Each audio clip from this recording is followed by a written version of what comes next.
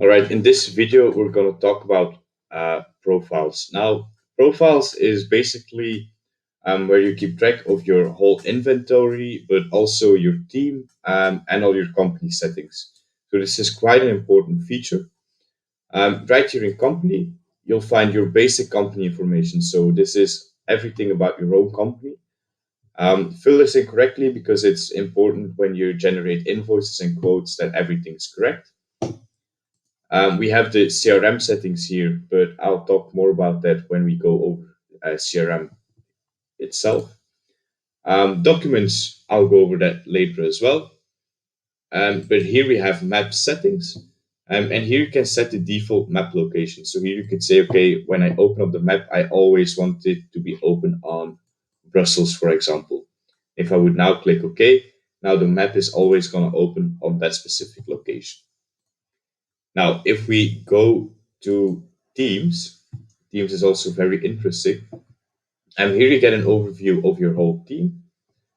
You can view a user with this button, and you can see all the user's information, his or her logbook, the license and qualifications, but I'll tell you more about that later as well. The security, so if you want to change your password, and you can set your personal map settings as well. So if you set in the company that you wanted it to be Brussels, you yourself in your team set it to be Ghent, for example, then it's going to open Ghent. If you have nothing selected here, then it's going to take the companies. Here in drones, you'll get an overview of all your drones. There's a couple of things that you can see here: the registration mark, the name, the maintenance status, the model, the brand, the weight, the flight time, the last maintenance, and what you can do. Here you can filter on the models, and here you can filter on the service status. Now, if you go deeper into a drone, you can click on View. You get the basic information.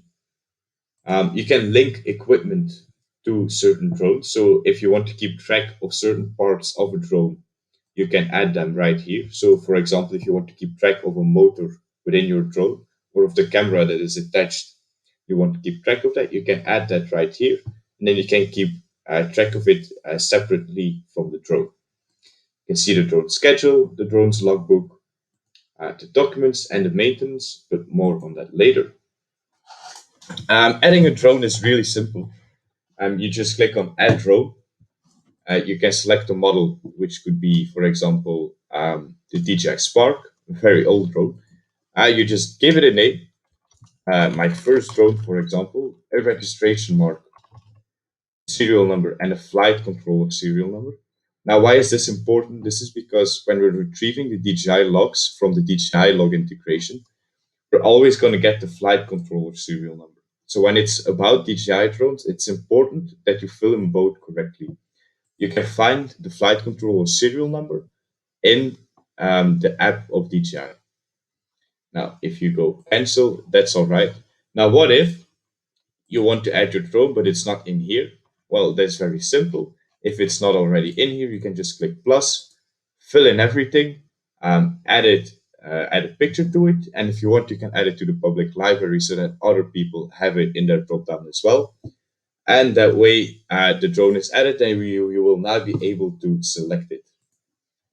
Now, if we go to equipment, by the way, if you want to check your drone models, you can go here, and here you can see all the drone models that you have.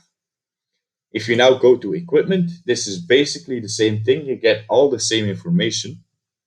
Now, the only difference is that these are not drones. So here is all your equipment that is not a drone, like your iPads, your batteries, your cameras, your lenses, vehicles, everything that you want to track. You can put it in here.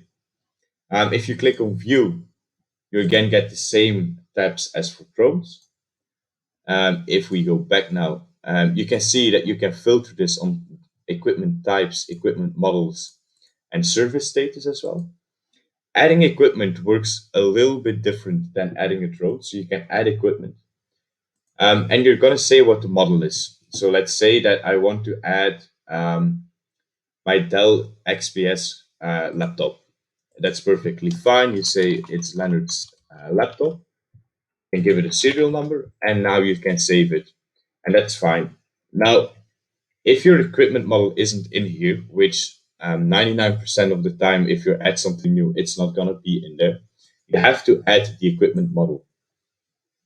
Now, if you add an equipment model, you first have to select an equipment type. Equipment types are the main categories in which we subdivide the models, and then under the models we subdivide the pieces of equipment.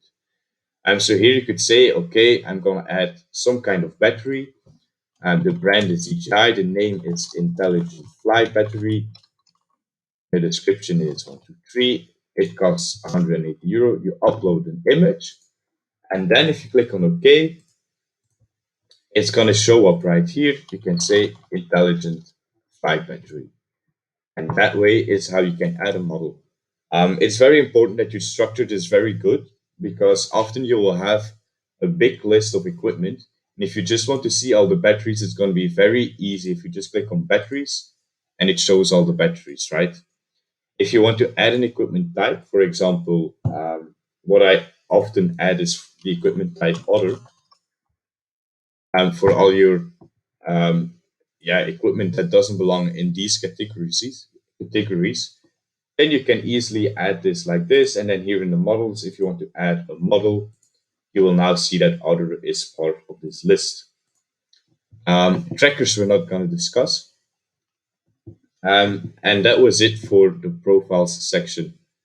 If you have any questions, hit me up.